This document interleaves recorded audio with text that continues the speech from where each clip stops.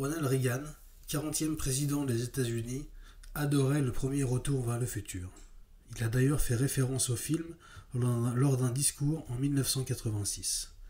D'après certaines sources, il le regardait régulièrement dans la salle de cinéma de la Maison-Blanche, et il n'était pas un cas isolé. À la suite du premier opus, les bureaux de Universal Studios et de Amblin, la société de production de Steven Spielberg, reçurent de très nombreuses lettres de fans qui demandaient une suite. C'est Sid Sheinberg, à l'époque directeur des studios Universal, qui parla de ce projet à Bob Gale, qui avait coécrit le premier film avec Robert Zemeckis, qui lui l'avait également réalisé.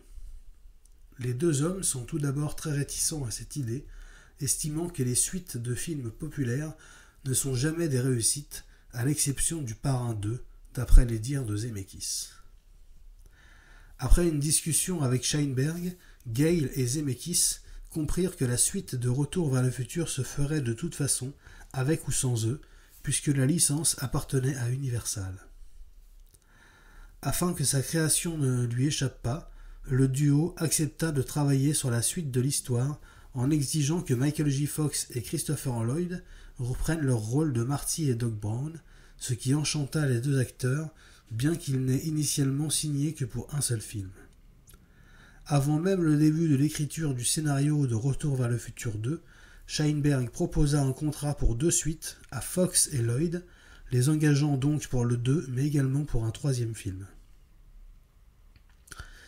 Bob Gale appela aussi Lea Thompson et Tom Wilson, qui acceptèrent de reprendre leur rôle de Lorraine et Biff, et il fut proposé à Crispin Glover, qui jouait George McFly, de jouer dans Retour vers le futur 2, mais celui-ci demanda un cachet si élevé et une liste d'exigences tellement délirantes qu'il ne fut pas retenu au casting.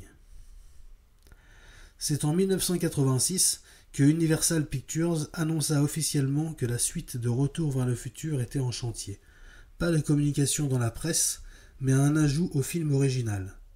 En effet, lorsque la VHS du premier film sort dans le commerce le 22 mai 1986, les mots « à suivre » apparaissent alors sur le dernier plan. La suite est donc lancée. Mais avant de s'y mettre, Zemeckis doit réaliser le fameux « Qui veut la peau » de Roger Rabbit, ce qui déplaît à Sid Sheinberg. Pour s'assurer que ce dernier ne lance pas le projet sans lui, Zemeckis inclut Christopher Lloyd dans ce film en lui donnant le rôle du juge de mort avec le succès que l'on connaît. Étant donné que Zemeckis est occupé par Roger Rabbit, Bob Gale et lui se mettent d'accord pour établir la base de l'histoire et pour laisser Gale écrire le scénario. Des discussions entre les deux hommes découlent des concepts qui seront intégrés à Retour vers le futur 2, comme par exemple l'almanach des sports, qui fait référence au premier film dans lequel Marty évoque l'idée de se procurer les résultats sportifs du passé afin de se faire de l'argent facilement.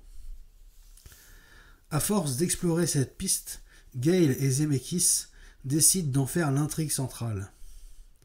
L'idée était de confronter Marty aux conséquences de ses choix, et de celle-ci est née celle d'un 1985 alternatif surnommé Biff Horrifique, dans lequel Biff est un homme important, riche et tyrannique, qui a épousé Lorraine et assassiné George.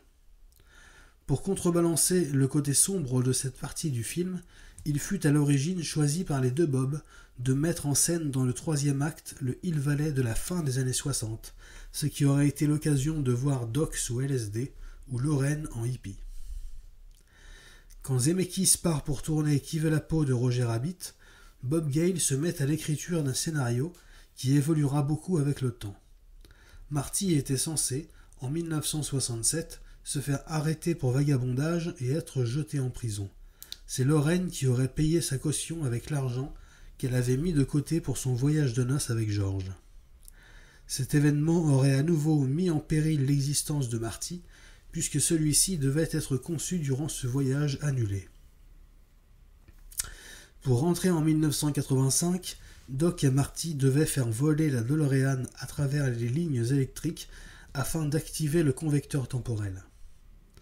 Lorsque Zemeckis rentre d'Angleterre où il a tourné Roger Rabbit, il lit le scénario de Gale et ensemble, ils décident de modifier la fin en supprimant toute la partie dans les années 60 et en renvoyant Marty en 1955. De plus, Zemeckis étant fan de western, il propose d'ajouter au scénario le départ involontaire de Doc pour 1885.